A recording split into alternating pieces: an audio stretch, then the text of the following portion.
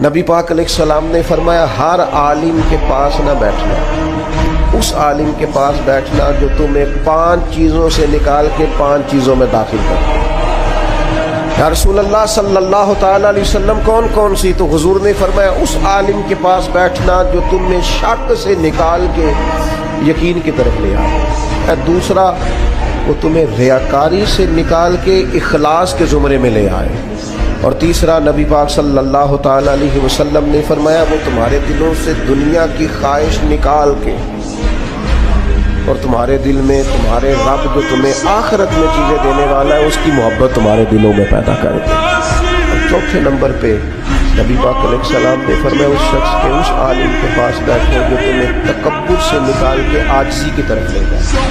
اور پانچواں اللہ کے محبوب علیہ السلام نے فرمایا اس عالم کے پاس بیٹھو